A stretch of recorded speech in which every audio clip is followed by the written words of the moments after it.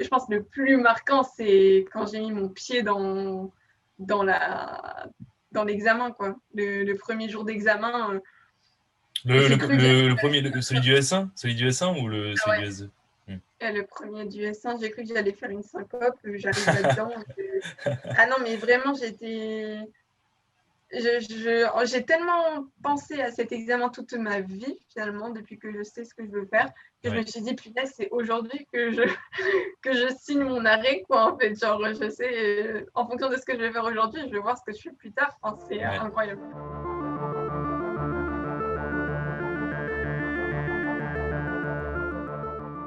Aujourd'hui, j'ai le plaisir de recevoir Constance qui était en passe à Lille, option psycho, et qui a fini 4e dentaire. Franchement, bravo à toi et bienvenue au podcast. Merci à toi. Bah, écoute, c'est vraiment un plaisir de t'avoir. Comme je disais en off tout à l'heure, on discutait sur Insta et quand tu m'as annoncé ça, j'ai trouvé ça trop génial. Donc il fallait absolument qu'on décortique ça ensemble. Ben, on va commencer, si tu veux, un peu avec ton lycée un peu avant. T'étais comment comme élève, toi, déjà, avant? Moi, j'étais une élève très organisée, avec beaucoup de planning. J'avais mes horaires toujours bien définis. Mhm. Voilà. Mais ça n'a pas toujours été au collège, au début du lycée. J'étais encore un peu chill, mais c'est vrai que quand on a déjà ses objectifs derrière la tête, il faut s'organiser, quoi. Ah ouais, donc déjà depuis toute petite, tu te disais, vas-y, c'est bon, c'est dentaire et je travaille pour quoi? Ouais, depuis la troisième, on va dire, c'était sûr, ouais. Ok, donc du coup, tu as eu l'ancienne version du bac, toi aussi, donc t'es terminal S? Ouais, c'est ça. Terminale S, et j'ai eu mon bac l'année dernière, donc en 2020. Mais par contre, pour moi, pré-rentrée, c'est indispensable, quoi. Au Ah oui, moins, clairement. dans les prépas, je peux comprendre que ce soit cher, etc. Mais au moins, celle du tutorat, c'est abordable et c'est nécessaire pour moi. Oui, clairement, puis même, il faut se remettre un peu dans le bain. Tu sors du bac, tu as fait un peu la fête pendant l'été, d'ailleurs, tant mieux. Ouais. D'ailleurs, on reviendra sur tout ce que toi, tu conseilles de faire pendant l'été. Euh, et après, donc, tu arrives en première année, et là, faut se remettre dans le bain du travail, quoi. Si tu arrives en Ouais, mode vacances au début septembre, alors ouais. qu'il y en a qui sont déjà prêts depuis 2 semaines à charbonner tout ce qu'il faut, ça va pas le faire. Bah, c'est pour ça, c'est surtout que moi, je faisais partie de ces gens-là qui étaient prêts à charbonner. Ouais. Donc, c'est sûr que quand je voyais les gens qui faisaient rien à côté, bah, je me disais ça va être un peu compliqué vis-à-vis de toutes les personnes qui prennent de l'avance, Hmm. alors que ça n'a pas encore commencé. Toi, tu conseilles de prendre de l'avance pendant l'été ou qu'est-ce que tu conseilles, toi? Bah, déjà, profiter de l'été, ça c'est sûr. Mais si. Moi, je dis souvent les bases en fait. Faire un peu de base de partout, du genre. Par exemple, les premiers cours d'anatomie, c'est pas vraiment de l'anatomie, c'est comprendre comment fonctionne un schéma, c'est Hmm. comprendre que la droite c'est la gauche, le titre du schéma, où est-ce qu'il se place, etc. Peut-être connaître les principaux organes, enfin des trucs qui finalement sont tout bêtes, mais ça peut être une ou deux questions au concours. Sinon, après, bah, pareil, les bases en biologie cellulaire, revoir ses fondamentaux en physique, enfin voilà, mais après, ne pas se prendre non plus la tête pendant tout l'été avec ça. Mais moi, en tout cas, par exemple, j'avais vu une partie de l'anatomie de la tête et du cou. Bah, je lisais ça sur la plage, mais finalement, bah, même si je lisais ça tranquille sur la plage, bah, je me souvenais de ce que j'avais vu, quoi. Tout à l'heure, en off, on parlait de méthode de travail vite fait, à quel point c'était important d'être chaud là-dessus. Et je vais te demander à toi, ta méthode de travail, c'était comment en fait? Comment tu l'as apprise et comment tu l'as adaptée au pass en fait? Alors, quand j'étais au lycée, j'avais une méthode de travail. Enfin, je travaillais, mais je veux dire, si à un moment j'étais fatiguée, voilà, je partais en pause et puis c'est tout. Je reprenais quand j'étais fatiguée. Mhm. Là, c'est un peu différent parce que si vous marquez pas, par exemple, tous vos cours que vous avez eus, vous allez les oublier à un moment, oublier de retourner dessus. Et là, on ne travaille pas pour les interros, on travaille pour le concours qui sera dans 3-4 mois. Donc, le premier cours que vous allez avoir l'année, Mhm. vous allez l'avoir au concours, donc c'est important de le savoir. Et donc, moi, comment je faisais, bah, la première fois que j'allais à la fac, quand je suis rentrée, j'ai directement fait un tableau Excel avec toutes les matières que j'avais Ouais. et tous les cours que j'avais au fur et à mesure. Je marquais quand le cours il débutait, quand le cours il finissait. Et à chaque fois, dans une case, je mettais un bâton sur le nombre de fois que j'avais révisé. Et à côté, je faisais une autre colonne avec les QCM que j'avais fait dessus. Et pareil, je faisais des bâtons, mes notes, tout ça. Et je faisais un tableau de suivi comme ça. Et ça, c'est un truc à faire dès le Mhm. début parce que si Mhm. vous faites ça déjà une semaine après, vous avez eu une cinquantaine de cours. Vous n'avez pas envie de retaper les 50 cours. Alors que si vous le faites au fur et à mesure, franchement, c'est faisable. Ça prend 30 secondes et ça vous aide beaucoup, quoi. Ben, je suis 100% d'accord avec toi. C'est un truc qu'on recommande à 100%. Les cahiers d'erreurs, les cahiers de suivi, enfin, donc, tu peux Ouais, faire je les deux en faisais même ça temps. aussi.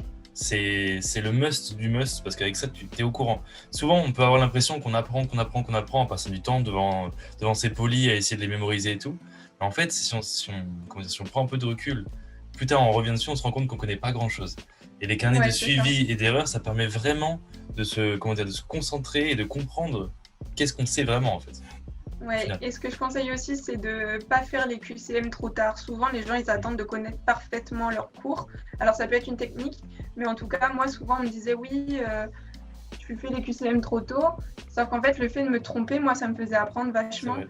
Comment tu gérais ton équilibre mineur avec médecine? Comment Je tu gérais gérais pas.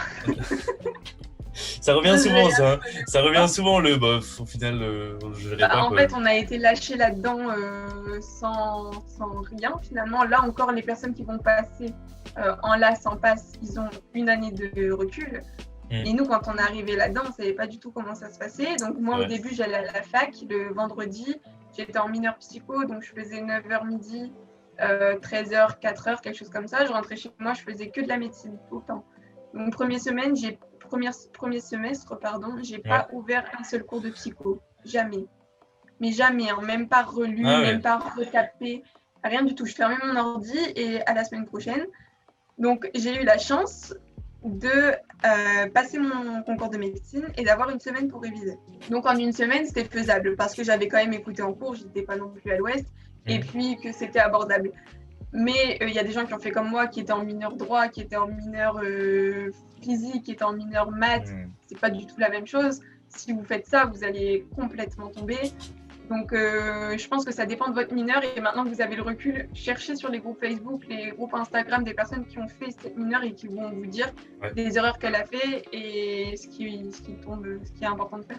J'ai pas refait la même chose au second semestre. Hein. Ouais, Second semestre, je faisais toujours 9h midi, donc je me faisais au moins 1h30 avant de psycho. Et le soir, pareil, je finissais vers 19h la psycho. En fait, tout mon vendredi était devenu de la psycho, pratiquement. D'ailleurs, j'en profite pour te parler justement de se renseigner avec des gens et tout qui sont autour de toi. Genre, ou les groupes Facebook et tout, j'en profite pour dire on a aussi un Discord qu'on a monté il y a 2-3 mois, un truc comme ça, où justement on a créé des salons par ville, comme ça tous les anciens passes et les nouveaux passes qui sont lycéens maintenant peuvent se retrouver là et discuter un peu de soit des prépas, soit des mineurs, soit de la fac ou du tutorat en lui-même par ville en fait. Donc voilà, si vous êtes intéressé, vous voulez trouver des gens qui sont dans votre ville aussi, n'hésitez pas à aller rejoindre le Discord, je crois qu'il est dans le lien dans la bio sur Insta, donc n'hésitez pas à aller demander directement, il y a plein de monde. Voilà. C'est tout. Raconte-moi un moment marquant de ton année. Moi je suis curieux d'un moment qui t'a marqué. Premier moment marquant, la première fois que j'ai mis le pied en cours d'anatomie, je pense. Vas-y, raconte-moi. Finalement, il n'y a rien de spécial, mais c'est vrai que première fois, c'était vraiment les cours d'anatomie qui me faisaient plus peur. Parce qu'il faut prendre les cours, il faut prendre les schémas, les trucs. Et moi, j'étais nulle en dessin. Alors, quand on voit maintenant mes schémas, on se dit « Oh, c'est pas vrai ». Mais moi, au début, je ne savais même pas dessiner une tête. Je ne savais même pas faire un bonhomme. T'en as un sous la main, là, par hasard? Moi, je suis curieux de voir si t'en as un sous la main. Un schéma Ouais, je vais le chercher. Vas-y. Je fais de l'art un peu avec. Mais par exemple, en ce moment, je suis en stage. Donc, des fois, le midi, j'ai ma pause, etc. Et maintenant, je sais faire des cœurs pas mal quand même. Ah ouais, stylé. Ah ouais, d'accord. Ils sont jolis, alors qu'avant, je savais même pas. C'était une catastrophe. Et c'était mon angoisse. Et au début, vraiment, je ne savais pas redire mes schémas. Donc voilà. Mais ce qui m'a marqué, c'est la facilité qu'ils ont à dessiner. On voit dans leurs yeux qu'ils sont dans le corps, quoi. Enfin, moi, ça m'avait marqué leur sagesse qu'ils ont par rapport à leur métier. Et est-ce que tu as eu des moments un peu plus... parce que là, tu me parles de moments qui ont l'air quand même, à part le Covid, du coup, qui ont l'air plutôt genre un peu exaltant, un peu genre, tu vois, genre quelque chose de plutôt cool. Est-ce que tu as eu des moments plutôt difficiles? Et si oui, comment t'en es sorti en fait? Qu'est-ce que tu te disais? Comment ça se passait dans ta tête à ce moment? Premier semestre, franchement, j'ai fini très très mal mon premier semestre. J'étais au bord du burn-out, enfin, je faisais plus rien. Vraiment, j'étais pas bien. Pourtant, comme je le disais, j'étais bien entourée, mais finalement, c'est vous êtes fatigué, fatigue mentale, fatigue physique, conditions d'études qui sont pas faciles. franchement, vous êtes épuisé, puis vous voyez pas le bout, puis vous vous dites, bon, de toute façon, j'y serai pas, enfin, que du négatif. Comment j'en suis sortie? Déjà, en parlant, j'en parlais à mes proches. On compte les jours, quoi. Moi, c'est comme ça que je faisais. J'avais un compteur de jours. Tous les jours, je regardais, je voyais que ça descendait. Je me disais, bon, je pense que chacun a sa technique. Moi, je sais que faire une pause à ce moment-là, c'était peut-être judicieux. Je suis assez d'accord avec toi. Et d'ailleurs, tu as dit un truc, j'aimerais repasser dessus un tout petit peu. Tu me dis si c'est trop personnel, hein, mais je voulais te demander quand même. On a beaucoup de messages sur Insta qui nous demandent comment gérer son couple et la première année. Tu m'as dit que tu étais en couple à ce moment-là, tu avais habité chez ton copain en plein confinement. Si c'est trop personnel, tu n'es pas obligé de répondre, mais non, il n'y a pas de problème, je peux comprendre. Il y a plein de lycéens qui sont en couple en ce moment, qui veulent faire médecine, qui veulent se lancer dans ces études-là, qui savent que ça peut être compliqué comme année. Est-ce que tu as des conseils à leur donner ou est-ce que tu peux leur parler un peu de comment toi ça s'est passé? Oui, il n'y a pas de problème. En fait, moi, je suis rentrée en PAD, ça faisait 3 ans avec mon copain. Donc là, ça va faire 4 ans, on est encore ensemble, on ne s'est pas séparés, tout s'est bien passé.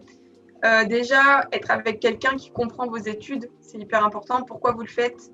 Comment ça se passe? Parce que moi, au début, j'avais expliqué comment ça se passait, mais tant que la personne, elle ne vous voit pas travailler, moi, quand je suis arrivée pour me confiner chez lui, il savait que je travaillais, mais je pense qu'il ne savait pas à quel point je travaillais. Il savait, mais je veux dire, maintenant, quand on en parle, on sent que le fait que je me lève à 6 heures, que je marche en rond dans son salon et que je ne mange pas avec lui le midi, etc., je pense que ça a marqué lui et toute sa famille de me voir comme ça, on dirait un peu un robot. Mais déjà, on parle des premières choses. Deuxième chose, qu'ils comprennent que si on ne va pas le voir, si on ne va pas lui parler, moi, il y a eu, à la fin d'année, là, je n'ai pas été le voir pendant 2 mois, il savait très bien que j'étais pas en train de faire la bringue, je sais pas où, que voilà, je travaille et que c'est nécessaire pour moi. Donc voilà, en fait, mettre les choses au clair dès le début.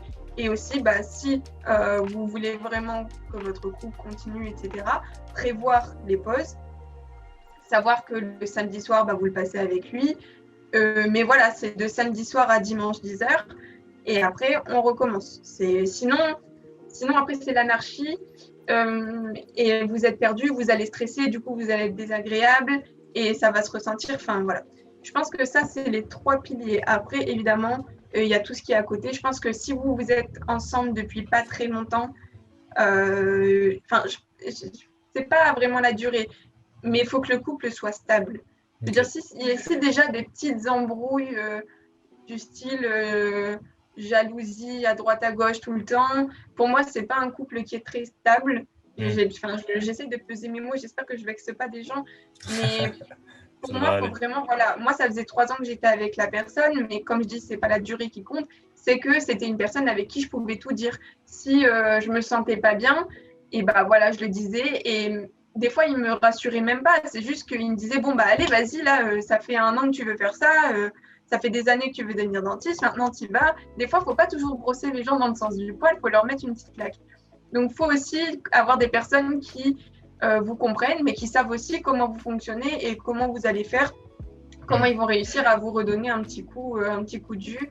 Et voilà, être avec une personne bienveillante, bien la connaître. Et surtout, si ça se passe mal, ne pas hésiter à faire une pause avec la personne. Ou alors complètement arrêter si ça devient trop grave, entre guillemets. Enfin, faut savoir si la personne, elle accepte pas juste le fait que vous fassiez ces études-là, faut changer de personne, je pense. Parce qu'on parle souvent de la première année, mais il y en a souvent 8 qui suivent. Et quand vous êtes interne, vous faites des gages. Voilà. Donc, je pense que si la personne n'est pas capable de comprendre vos objectifs et que vous avez finalement juste pas les mêmes objectifs de vie, ça va juste pas aller. Ouais. Petit instant motivation. Imagine, il y a un lycéen qui vient de finir son bac, qui est en vacances, qui va rentrer en passe l'année prochaine, qui est pris dans la fac de chez lui. Qu'est-ce que tu lui dis pour le motiver à fond? Déjà, félicitations pour Parcoursup. Parce que c'est pas facile. Et voilà, bravo à toi. Qu'est-ce que je peux lui dire? Fonce, donne tout. Si c'est ton rêve, faut y aller. Puis finalement, un an, ça passe vite quand même. Quand on est dedans, on voit pas des semaines passer. Et c'est long quand on arrive vers la fin, mais franchement, enfin, ça va bien se passer si tu mets tout en place dès le début, si tu crois en toi, même si des fois tu vas pleurer comme tout le monde dans ton lit le soir parce que tu seras fatigué. Crois en toi quand même, et au fond, tu crois toujours en toi. Hein. Il y a un petit bout de toi qui croit. Faut jamais lâcher jusqu'au dernier jour, jamais lâcher jusqu'à la dernière minute du concours. Et, et ouais, bien t'entourer, faire attention avec qui tu traînes à la fac aussi, parce que c'est important. Et voilà, et puis tu vas tout déchirer.